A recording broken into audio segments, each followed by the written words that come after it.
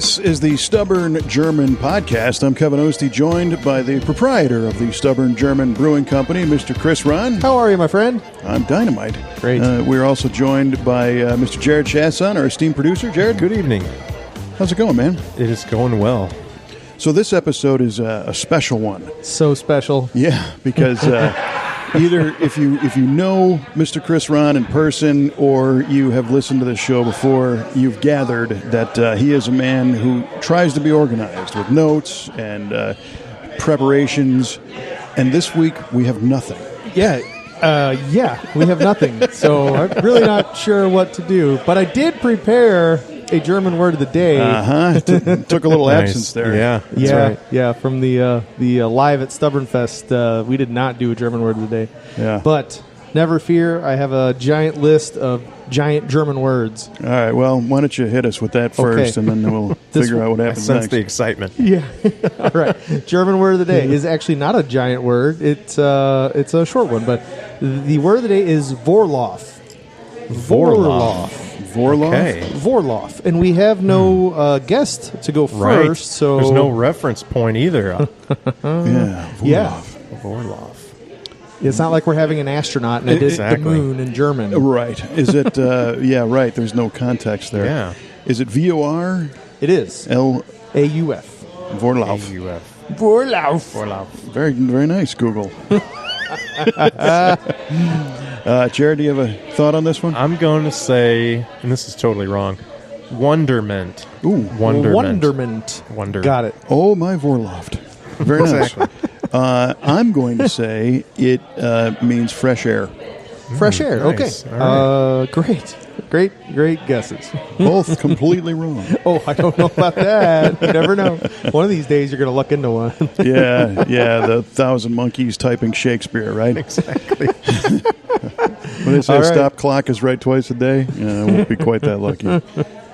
So, this is an interesting time for us to, it's a busy time of year for Chris and Tammy and the Stubborn crowd. You just got through a couple of events. Yes. And for me, I've got stuff going on. Jared, you've got stuff going on. But as we sit here right now, I just kind of want to take this in and kind of just be here and appreciate the fact that we get a chance to do this little show. Yeah, exactly. Because it's interesting. If you've been to the brewery, you no doubt have looked over towards where the tanks are, and there's the fenced off brewery section. Yep. And that's where we kind of hide to do this podcast. So we're definitely in our own little world. Definitely. Yeah. And It's like you're in jail. I mean, Well, yeah, or they are. where everybody else is. Yeah, it depends on how you look at it. But for me, because I don't work here and I don't brew beer, my only connection with this space is this podcast. Sure. So this is like the place. It's like the little zone. Yeah. This is podcast area. Right. Where for me, it's everything else, and then every once in a while we do a podcast. And it feels weird. then. Chris is Yeah, like, exactly. oh, man, I got to set a table up and some we're chairs. sitting here. Yeah, exactly. So I think that's pretty cool to be able to kind of step out a little Yeah. bit. Yeah. We did start to say a little bit that you just finished a couple of events. Yes. Hopefully everybody heard the live to digital Stubbornfest cast. Yes, I hope so, because I listened back on that one and just to kind of remember it. If you know what I'm saying. Right. And man, we had fun. That was a good one. Mm-hmm. That was a good episode, and just that little snippet of whatever, half hour to an hour. That was a fun little chunk, and the rest of it was just like it. So Yeah. It was great. I don't even know what time I got home. Stayed for all the music, all the entertainment. Nice. And it was great. A lot of people came out. A lot of people had a good time. And I was glad to hear on the recording that you could really make out the band playing. Like you could get a feel for what it sounded like being there. It was cool. You could hear us talk. Yeah. But in the background, you definitely heard it. Yeah. Every song, every note. Those horns just cut right through. Yeah, for sure. You can hear them all. And I went to the website afterwards and downloaded the 3 recordings that they have. Oh, really? Of the Deutschmeister Brass Band? Yep. Awesome. So added that to the repertoire. Cool. And And that's GermanBand.com, right? it is. It's the greatest website ever. Right? That is so cool that they got When that. he said that, I just cracked up. Kidding me? Yeah. So I've been having a little, the at-home player game of Stubbornfest in my Awesome. garage. Very Listening cool. to music and enjoying myself. So That's awesome. Yeah, no, it is. So I'm glad that was a big success. It was so cool. I mean, yeah. I know there aren't as many people listening to this as were at Stubbornfest. Well, I shouldn't say that. I don't know that. Maybe there are. Worldwide, man. Worldwide. But I mean, I if you're listening and you were there, I got to thank you because sure. it was really special. It was special to Tammy and I and the whole staff. I mean, everybody is just blown away. Every year we do this, and we pick up new staff members as we go here and there. But the new staff members that have done it for the first time afterwards, and we're all just kind of licking our wounds and trying to clean up and exactly have a beer at the end and or two, whatever. And I mean, it's just their comments are so cool about our regulars that are there, and then just new people, and then each bartender has a story to tell about this person that came from wherever and or this was their first time in, or this person had no idea it was Stubbornfest and just just showed up. Sure, like, is this what you guys do here?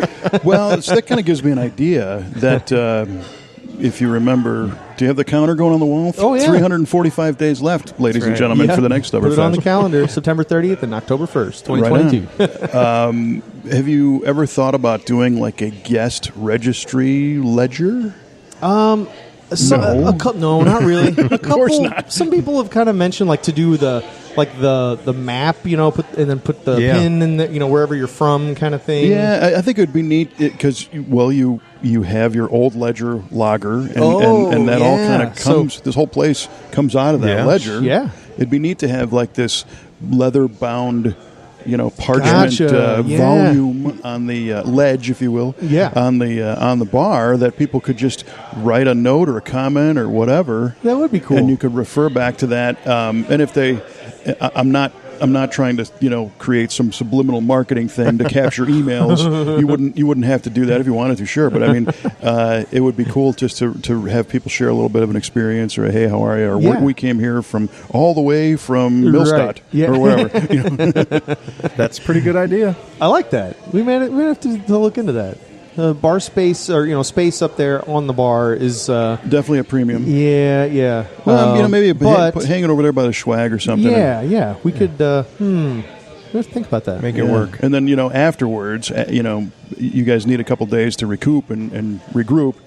But then maybe you could flip through that and then write you and Tammy's little take on what this year was special and how you liked it.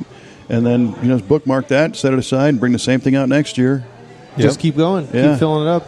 And pretty soon you'll have your own old ledger. It'll be like Stubbornfest's baby book.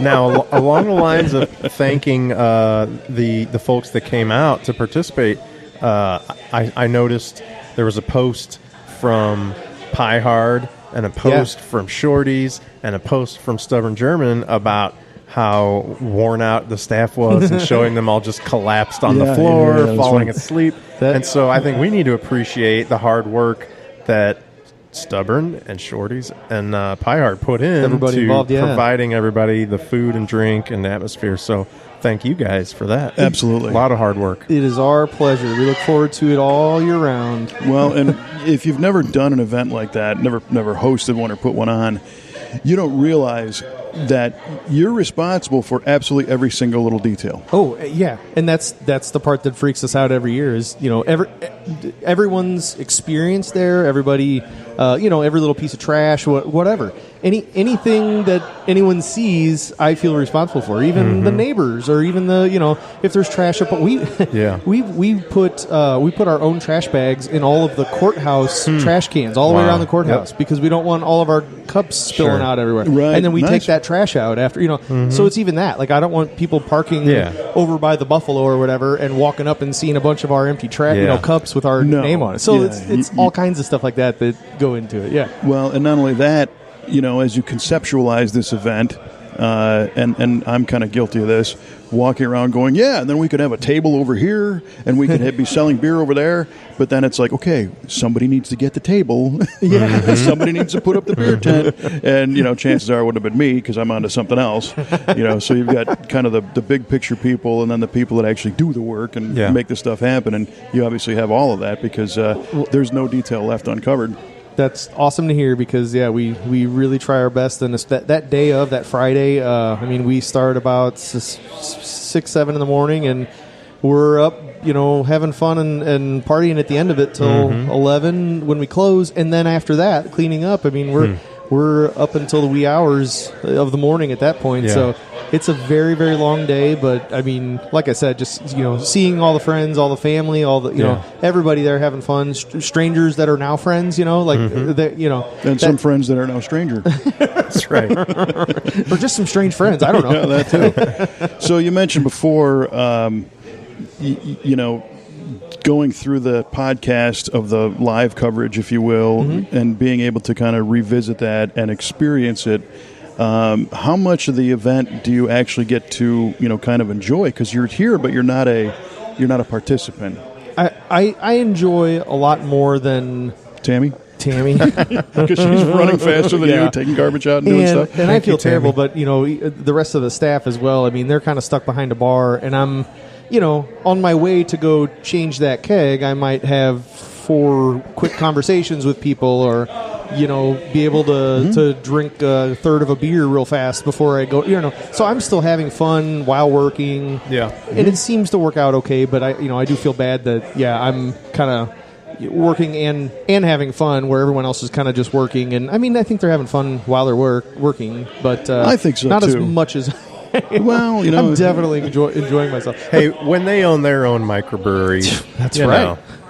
Well, so there is something to that concept. If you weren't out there being the face and glad handing and sharing that experience, they might not have as much of a job to come to. So Sure. that's definitely part of your job. I'll have to remind them of that. Yeah, don't blame me for that. Kevin said. But there are people who don't like that role of interfacing with the public and being the happy guy. And You're letting everything. them off the hook, for sure. Well, but you're good at it and you're natural, so that only makes sense. Well, a couple beers really help too. Well, for sure. But I do think the outside bartenders get to experience something different. They're serving beer outside, and there's the band and everything else. So I can't see that not being fun. Sure, and we always rotate the bartenders on Stubbornfest night. So we'll take, if it's a 6-hour shift, we typically have at least 3, if not 4 bars set up. So they're only at one bar for 2 hours, and then everybody stops, no matter how long the line is, and everyone rotates. Nice. And then people in line are just like, what the hell is going on here? Why did the bartenders leave? Yeah. You almost need to have we'll be right back. We'll be right back. We do. We kind of have it. Well, that's where Tammy and I come in. Like, I'll stand there and wait until it keeps something happening, When the beer barrel polka stops, everybody switch bars. Exactly. Now, Musical bartender. I don't want to throw shade, and everybody worked super hard, so I get it. But Pie Hard and Shorty's took off the next day, and you guys were out here. You opened up. You were open for business the next day, I believe, right? Yeah.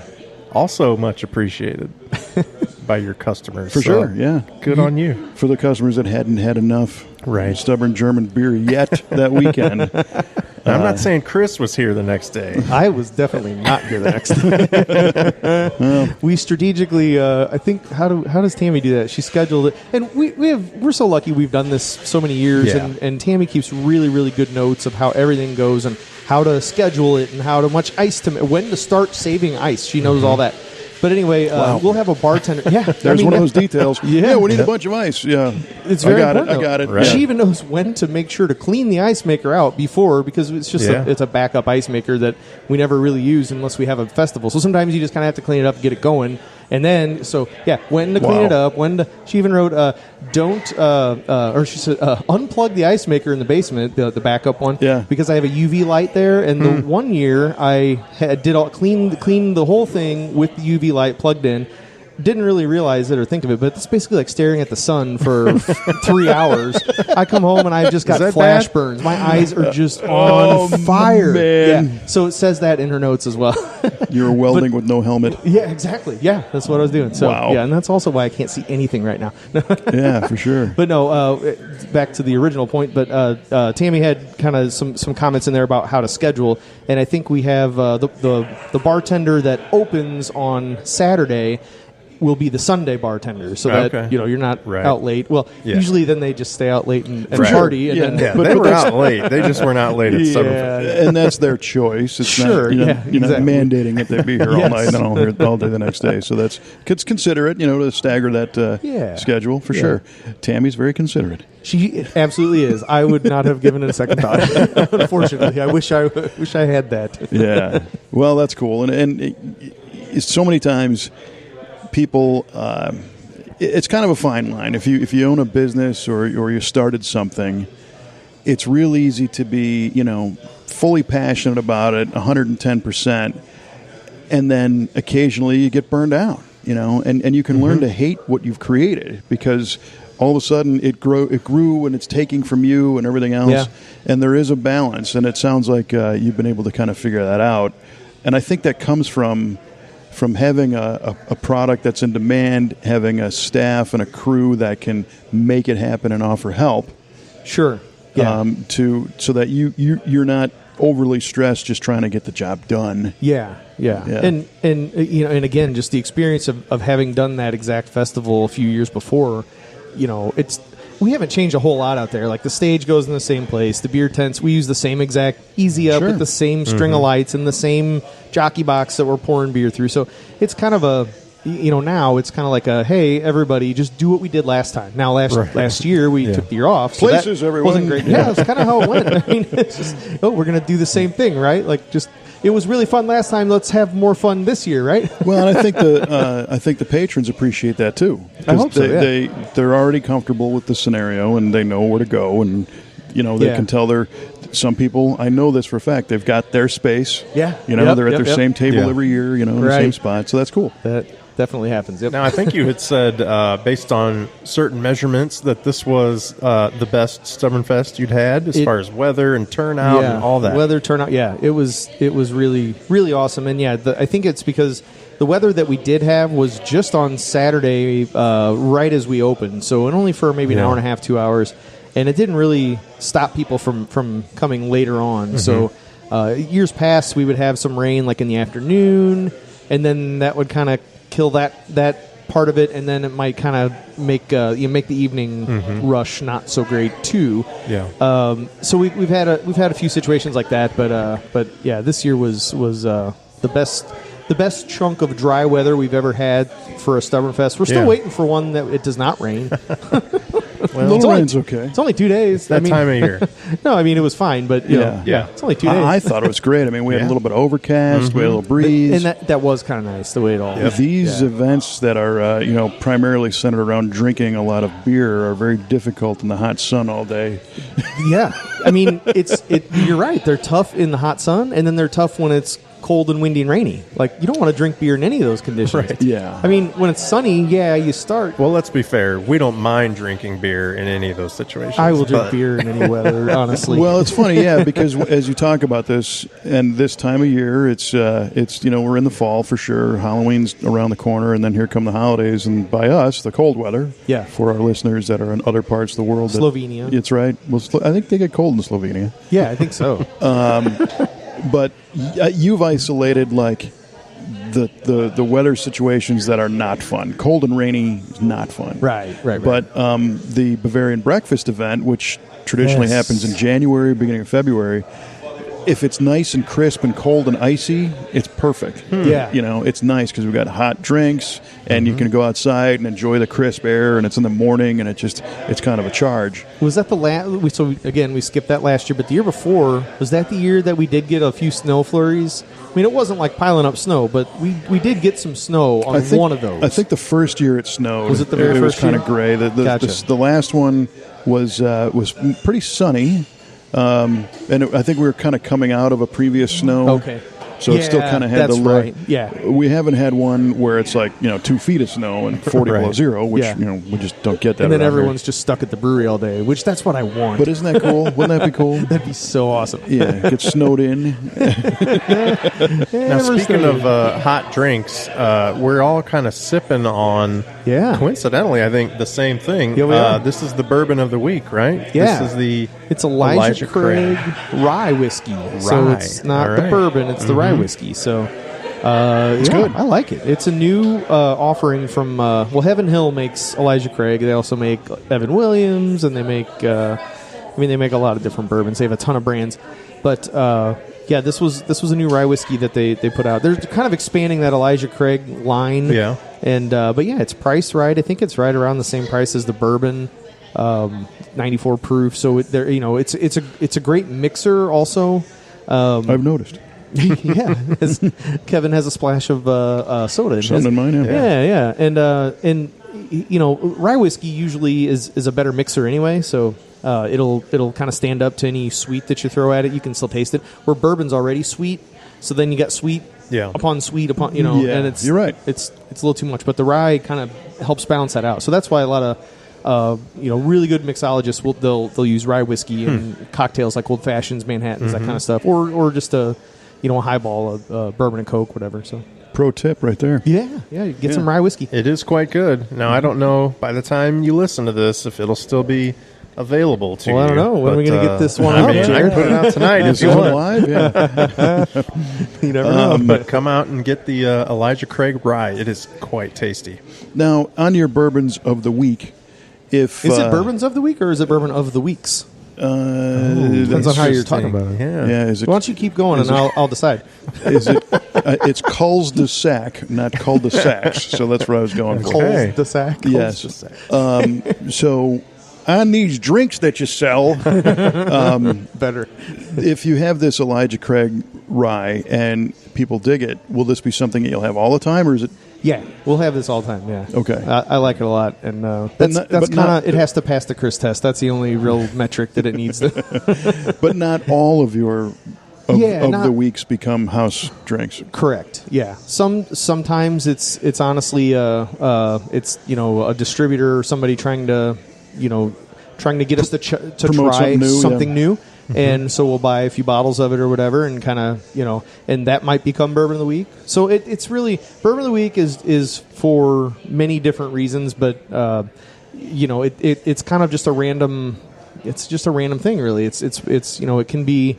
It can be, you don't have a schedule planned out of every week for the next year. I pick that out on Monday morning. Just whatever I have enough bottles of. Really? That's how it fits the criteria. Now that reminds me. So I've had several people ask me about this, or I've been in here enjoying a beverage while they're asking the bartenders. Yeah. When you sometimes will have like 4 or 5 bourbons listed on the board, and you got to go in order. Yes. And then they'll be like, "Oh, I want the fourth one," and the bartender's like, "Sorry, you got to order the first one first." Good. And So they're like, "What?" They're listening. Yeah. Oh yeah. Really? So it's an order. You're just messing with people at that point. So and that exact one is it's basically that whole scenario I just said where distributor says, hey, buy 2 bottles of this, try this, or buy this one and get this one free, or however it is. And so you do that, and it's not going to make the bar back, so it needs to go away. So, and I can't drink all the bourbon as much as I want to. So we might think otherwise. Yeah. So I have a pile in the basement of just kind of random bottles, and when I get 6, 7, 8 of them,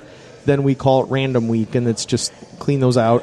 And a lot of times, I'll put it in order because there might be a couple pretty good ones that I want to save for last, or I want the people on Tuesday and Wednesday to know that if they come back on Sunday, there's a good chance they're going to get to try that one.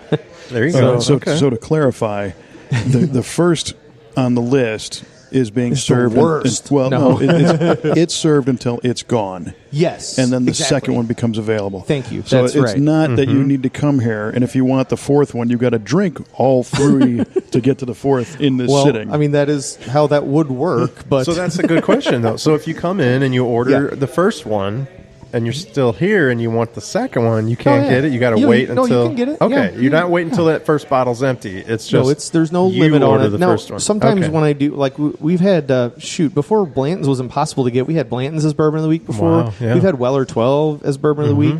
But when we did that, we would do limit 1 per day or something like that, just so that you're not sitting here drinking Blanton's for $4. It's definitely all day. It's not the crappy bourbons you're trying to get rid of. This is like the good stuff usually. But, I mean, there's sometimes that happens, but every once in a while. Well, it's kind of a nice surprise, to come in and go, oh, look, there's something really good here this week, and it's on. And we don't do that often. The random thing. It's just kind of like when we have a bunch. It's okay. It's time to get rid of that. Yeah, no, that's cool. It's a great idea. keeps people excited. Yeah. So I've been traveling a lot recently, and part of that is eating and going to different places. And I found myself going into an establishment that was a brewery. This is in California. Yeah. And I looked around and I thought to myself, what would Chris think of this place? Oh yeah. Right? Just because you're here, you've done this, So when you go to a place, do you have your professional brewery ownership hat on, or do you go as a guy and I don't care, I want to drink and eat and experience it? I try to do both because it is fun to. I don't know if it's like a guilty pleasure or whatever, like to go to somebody else's place and just kind of, critique without actually critiquing. I would never say anything to anybody, and I would, I might say something to my wife, and that's about it. But, wonder if that works really well. Or yeah, I imagine there's a lot of things to learn. Yeah, for sure. Yeah. So it's fun to do that. But yeah, I mean, most of the time, if we're out and about, it doesn't happen that often, honestly. So when that does happen, we're just trying to not have to think about a whole lot. Sure. Yeah, So- I get that too. You don't want to bring work into every single thing. Right. I mean, what about you? Let's turn the tables. When you go to I don't know, not a car show, that wouldn't be a very good. But if someone's showing you their hot rod or whatever, and it's not a business thing. It's just like, can you just look at it and go, that's just cool, or do you just dive right in and pick apart every little? So that's a great point. And where I'm at in my life is if somebody brings something out, I tune in to the fact that they have passion about what they brought out and latch onto that. It could be something that does not tickle me in any way, shape, or form. And as long as it's safe, it's not like something's going to fall off it, or, because you see that too. And it's like, hey, man, you want to have this looked at? You should do that before you drive home from here. Right. Hey, that actually happened right here at a car show once. No way. There was a car parked in front of this building a show, and a bolt was falling out of the alternator. And we're like, you probably want to fix that before you go home. We actually got our trailer and hauled that car off. Wow. Did you really? A long time ago. Huh. But, there are people who... maybe it's an insecurity to start finding the flaws. Oh, that's not so great, because it makes themselves maybe try to feel better. Sure. But for me, it's really all about that this person has put their time and their money and their effort into making something that is tailored for them. And even if they just bought it because they liked it, but they still had to make that money somehow, right? And they're taking the time to share it with you. If so that's what cool. they're into, that's what they're into. I was listening to your podcast, sorry. the V8 Radio podcast with Kevin and Mike Cueball Clark, and I think you touched on something just like that, like the different kind of genres, I guess would you call it, of styles of hot rodism. Yep, all kinds. And you were talking about lowriders or whatever. Like I don't really personally love lowriders, but I respect the hell out of somebody that can build that. And like you said, they put their time and their money and all their effort and studying how to do this and built that thing. And if they're proud of it, then that's it, right? Like, that's why cool, would it need to be any more than that? Or Yes. if you're happy, I'm happy. Like, well, in a lot of these cases, the alternative is somebody sits on the couch and does nothing. Sure, yeah, right, and then still critiques the lowrider and says, "Lowrider's stupid. Why didn't you have a jacked up? Where's your jacked up?" Whatever. What have you created? Yeah, exactly. So I can see how you would come into an establishment and say, I'm not digging these lights myself, but they really did a lot with this, and it's it works. Yeah, I can see that it took a while to do, or whatever. It's well thought out, or something. Yeah, especially if you go to I think Applebee's, they spend a lot of time hanging stuff on the walls. They do. They hang a lot of stuff on the walls. A lot of memorabilia. Lots of memorabilia. Yeah. No, I think my class picture is on the wall there. Is it really? I don't know. I'm really not have to sure. go find that. Yeah, keep looking. Yeah. Well, no, that's pretty cool. I think, and the point I was also, kind of saying is that there's something to learn from absolutely everything. Yeah. And as we're talking, we're getting prepared to go to the SEMA trade show in Las Vegas, which stands for the Specialty Equipment Market Association. It's a giant car thing with parts and stuff. Every type of thing is there. And we're bringing 3 crew members of our shop that have never been before. That's awesome. And one of the things we talked about is you're going to see stuff that is you would never, ever look at normally, just not in your wheelhouse, not anything that you would think. But take a minute and see what you see, because there's something to be gained from that. Maybe it's a type of fastener they used, or maybe the way they routed the plumbing, or whatever, the color. And I think if you have that outlook with everything, you're going to be a happier person. Yeah, well, I would think so. Yeah, and you have some pretty big duties at SEMA this year, right? Yes. Have you been fitted for the tux? I got a guy, which is great. So I'll be working the whole week, which is, again, I'm super fortunate to have that opportunity. Starting with an event on Monday night called the SEMA Reveal, where it's I'm in a tuxedo on a red carpet, and a handful of the higher profile vehicles get brought across this carpet, and then somebody gets out, and then I interview them, and there's a crowd and a live band and everything, and that's a lot of fun. That's awesome. It's 100% unscripted, and what date? That's the Monday, the first November. Yeah, November. It's coming up. Yeah, and it's not open to the public, which is kind of a bummer. But you'll find clips of it online. People shoot video of it and share it all over the place. Gotcha.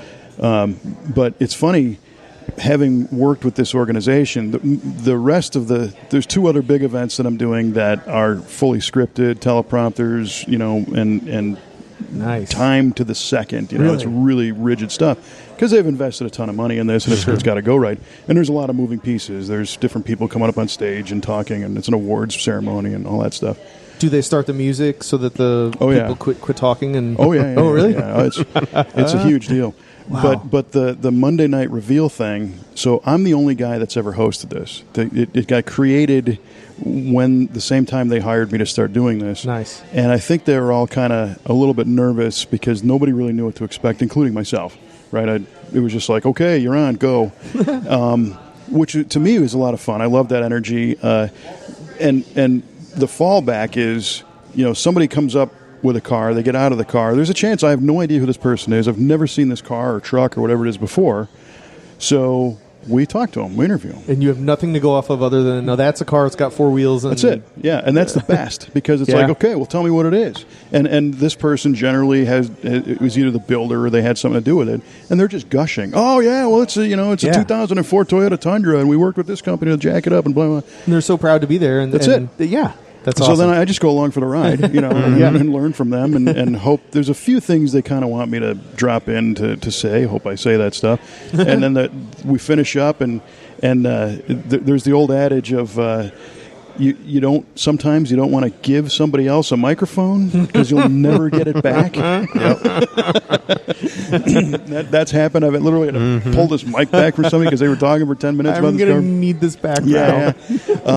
Well, thank you so much for sharing all that information. But you mentioned the band, right? So this year, this is going to be the third time that we've worked with the band. It's called Patrick and the LVB, or the Las Vegas Band. All right. These guys are dynamite. Really? They're such a great band.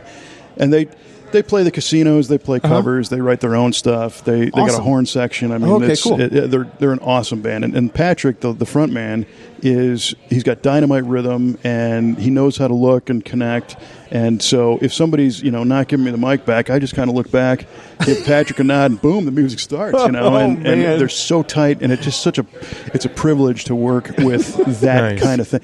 And I think we all have had that fantasy, maybe even for a second, but of being, like a Leno or a Johnny Carson or a Dave Letterman that had a band by your side that laughed at all your jokes and played music you like on command and basically covered, whatever you need. Yep. And that's what happens there. So that's super cool.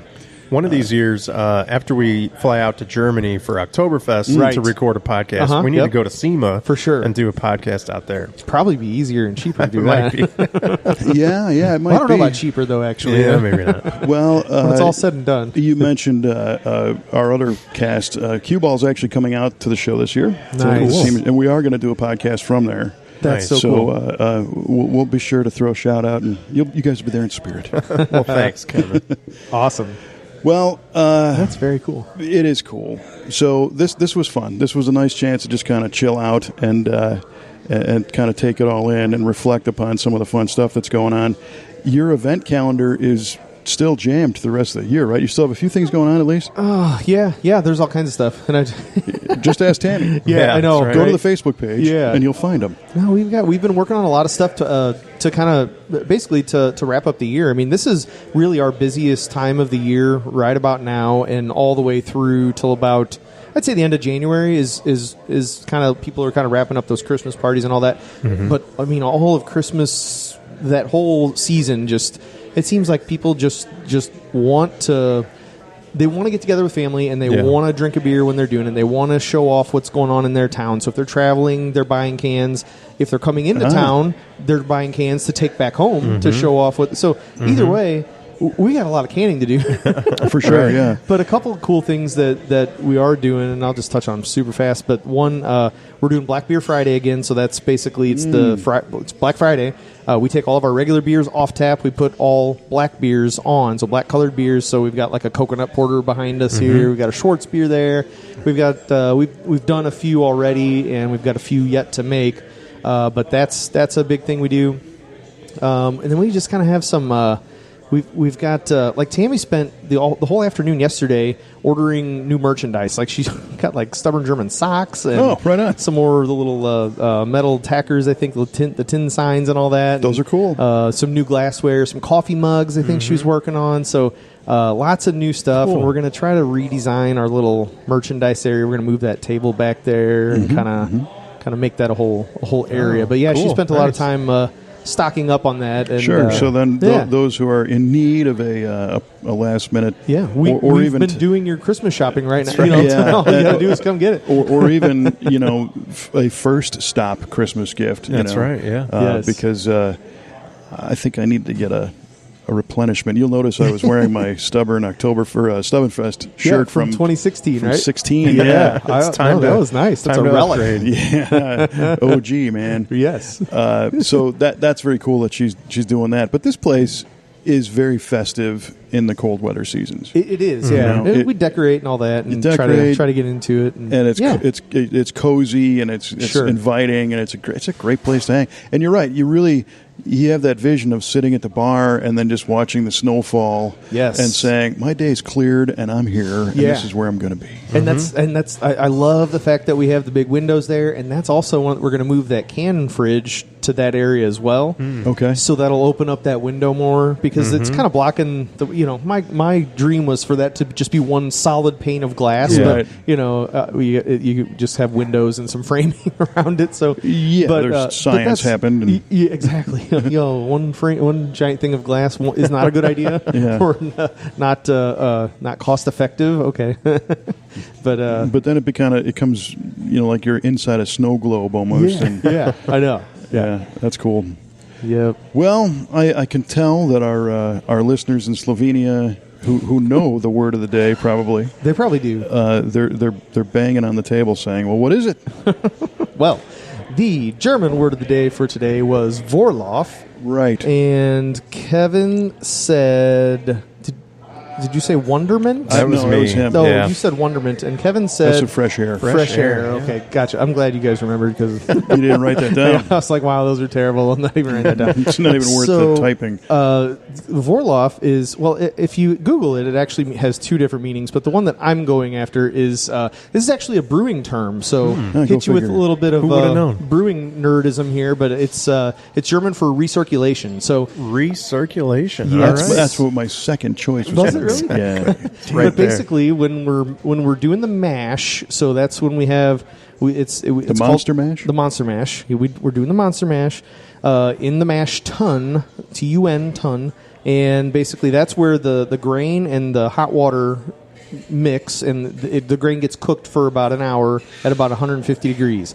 So when you're done with that, that's also the vessel where the liquid gets separated from the grain, the solid grain. So you leave the solids behind, and you are left with an extract, which is now called wort, like a wort, W-O-R-T. Yep. So it's almost like a wort, but it's a wort. Wort. Yeah. But anyway, the Vorlauf is the first thing you do when you start collecting that, and that's basically you recirculate those first runnings, is what you call that. The first runnings go right back on top, and they filter back through. So kind of leaves any sediment that and just stuff. Schmutz, the first little stuff, puts it right back on top, and then that grain acts as your filter. and it filters out any.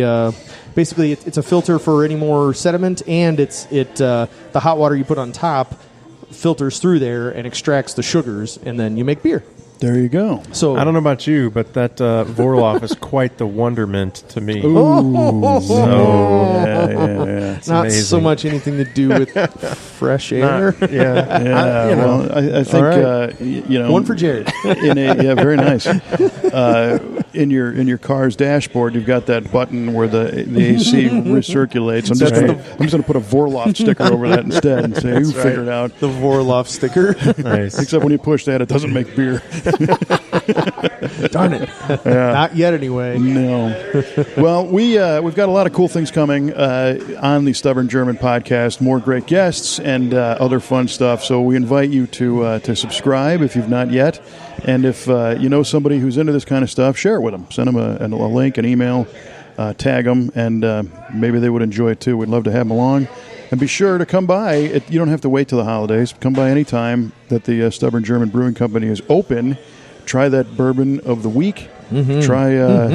Try anything of the 16 tap handle. Try an alt beer. Try an alt beer. Why don't you try an alt beer? When all else fails, have an alt beer. And fun fact, this is our 20th episode. Oh, so that is a little fun landmark. fact. And Look at that. thanks There you for go. everybody for tuning in and downloading. And numbers have been steadily climbing. So That's awesome. we appreciate Congratulations, it. you guys. Yeah, you Good too, job, yeah. guys. You sat with me 20 times and did this? But 20 basically unplanned conversations with That's right. our Wow. friends. Yeah. And you guys got to go along for the ride in listener land. Yes.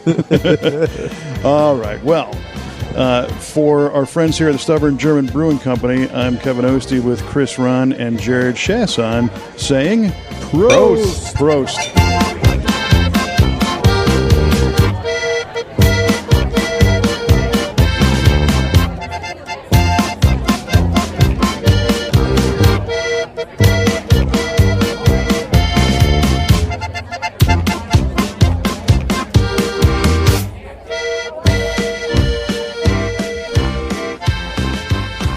Tres, cuatro, cinco.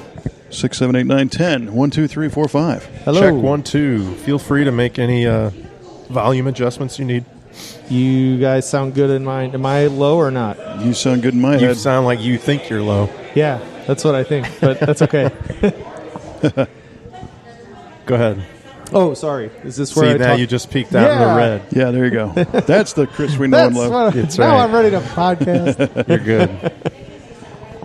Oh, Ian's bringing your drinks. Not that I just walk back over with. Oh, yeah, no, I saw that. That's cool. Thank you, my friend. Appreciate it. Jared's going to need a beer too, probably. Probably. What would you like? You think I could try the bourbon of the week? I'll just do that neat. Yeah. Thank you. Is that what this is? Thanks. Yeah. What is With it? a splash. It's Elijah Craig Rye. Nice. It's a rye whiskey. A new one? Did I read that on It the is on new, the yeah. chalkboard? Yeah. Okay. Yep. That is good. Cool. Looking forward to it. Yes. At the end of a long, hard day. Mm-hmm.